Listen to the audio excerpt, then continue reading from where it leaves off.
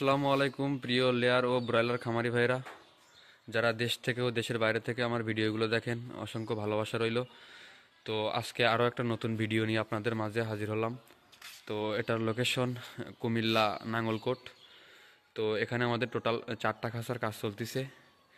প্রতিটা খাঁচা আমাদের 35 ফিট লম্বা ও পাশে 5 ফিট তিনতলা বিশিষ্ট। টোটাল 4টে খাঁচার কাজ স্টার্টিংয়ে আছে। তো আমাদের খাঁচাগুলোর লোহার কাজ শেষ। ওপাশে আমরা পরের ফিটিংসের কাজ স্টার্ট করছি। তো ফার্স্ট টাইমে আপনাদের একটা বিষয় দেখানোর চেষ্টা করছি। তো কেউ আজকের ভিডিওটা স্কিপ না করে সম্পূর্ণ ভিডিওটা দেখবেন।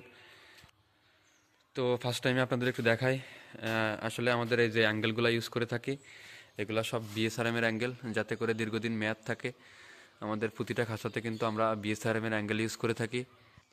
তো আমাদের প্রথমে ওয়েল্ডিংয়ের কাজ শেষ হয়ে গেলে কিন্তু আমরা প্রতিটা খাঁচাতে গ্যালভানাইজ কালার দিয়ে থাকি, অর্থাৎ রং করে থাকি, যার কারণে আমাদের খাঁচাগুলোতে কোনো রকম জং ও মরিচা যেন না ধরে। তো আমাদের এই যে ক্যালামগুলো দেখতে পাচ্ছেন, এগুলা জালির ক্যালাম, পাশে যে বেড়াগুলো হয় তার ক্যালামগুলো আমাদের সব লাগানো। তো আপনাদের একটু দেখানোর চেষ্টা করছি, অবশ্যই অনেক কিছু বুঝতে পারবেন। তো আমাদের পরের ফিটিংসের কাজ আমরা স্টার্টিং করছি।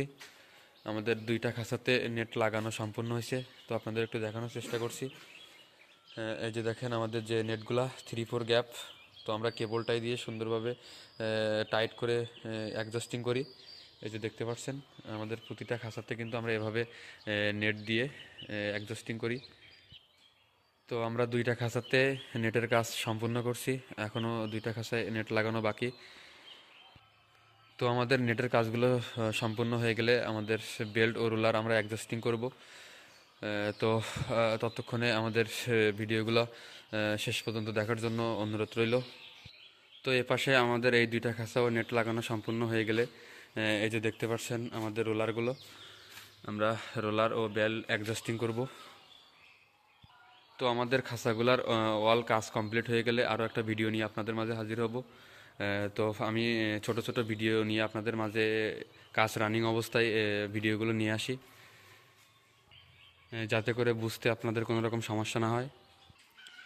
তো এ পাশে দেখতে পাচ্ছেন আমাদের জালিগুলা, অর্থাৎ আমাদের যে খাঁচার বেড়া, এগুলো আমাদের বেড়া। তো এ পাশে দেখতে পাচ্ছেন আমাদের সরুলারের যে জিআই পাইপ, আমরা পিভিসি পাইপের ভিতরে যেটা ইউজ করে থাকি। এই যে দেখতে পাচ্ছেন এই পাইপগুলা।